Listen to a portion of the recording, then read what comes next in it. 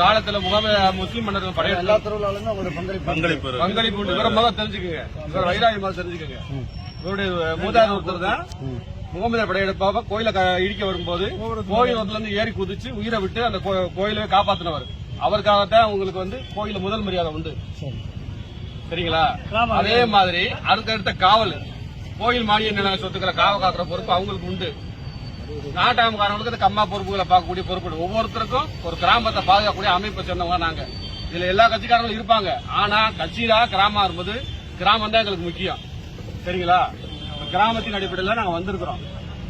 எங்களால வந்து மலைக்கு மேல வேல் கொண்டு போய் அந்த திருவிழாவை சிறப்பாக செய்யறோம். அதாவது ஒவ்வொரு திருவிழாவிலுமே எங்களுடைய பங்களிப்பு உண்டு.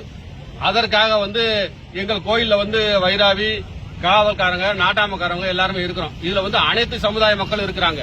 இந்த அமைப்பானது அனைத்து சமுதாய மக்கள் சேர்ந்த இந்த அமைப்பு. அடுத்தபடி இன்னொரு சிறப்பு சொல்லணும்னு கேட்டீங்கன்னா, இது வந்து இந்த கார்த்திகை தீபத்துக்காக எதுக்காக மனு கொடுக்க வந்திருக்கோம்னா, கார்த்திகை தீபத்தை பொறுத்தளவுக்கு எங்களுடைய மூதாதையர்கள் ஆதிகாலம் தொட்டு மலை உச்சியில தான் மகாதீபம் சொல்லி ஒரு தீபத்தை ஏற்றிருக்காங்க. இது இடைப்பட்ட காலத்துல இந்த அறநிலைத்துறை பொறுப்பேற்ற காலத்துல இருந்து இது வந்து தடைப்பட்டு போயிருக்காது. என்ன காரணம்னு தெரியல. ஆனா இன்னைக்கு சூழ்நிலைக்கு ஒரு பொது அமைப்பு இந்த அமைப்பை சேர்ந்த ஒருத்தர் வந்து தண்ணி